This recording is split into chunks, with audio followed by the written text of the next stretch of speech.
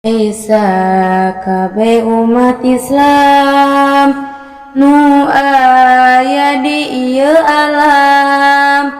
anu sami-sami paham wajib ngaji masing dawam margina urang sadaya hirup sakadar mumbara duka isuk duka jaga rek ninggalkeun alam dunya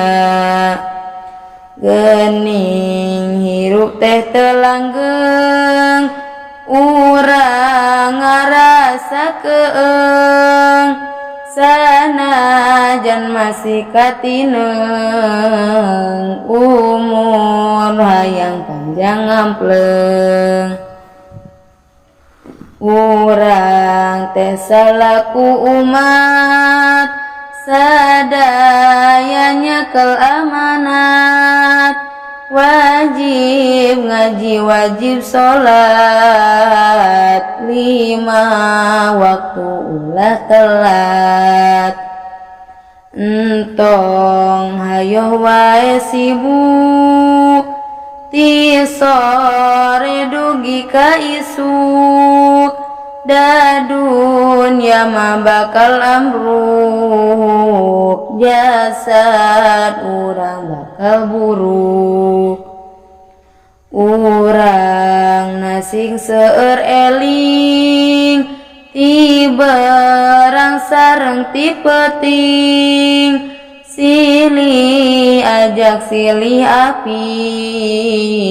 silih jaga silih geuing tukang dagang tukang tani sing nyara kana diri medunya akhirat terugi tong tinggal sholat jeung ngaji jeri payah banting tulang beak peuting beak berang waktu anu senggang belaan ngaji teu datang karepot jeung kariweuh moal arek reureuh borona sagala eueuh ngalah dunya moal sebeuh dunya tungtut ilmu siar pan urang wajib ikhtiar supaya urang diganjar waktu ngaji ulah liar sanajan repot digawe waktu anu nyalse jaga watong pare pagawean tunda bae geus datang malaikat maut taya budak taya kolot taya salsetara repot tetep nyawa mah dicokot teu bisa mundur sadetik najan urang bari cerik harta banda teu dilirik tetep urang bakal balik ka alam kubur waktu ninggalkeun lembur ayeuna mamit mundur harta banda milik batur anu menang jerih payah loba kebon loba sawah kendaraan katut imah geus maot ku batur pasrah. Anu bisa nulung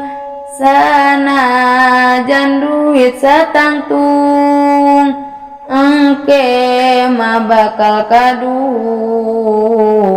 ngan dunya nu digugulung.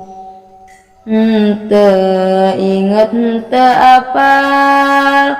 isuk rek datangna ajal beak waktu keur amal akibat hirupna gagal. Sapa panjang hirup poho padahal ajal geus nempo nyawa urang didodoho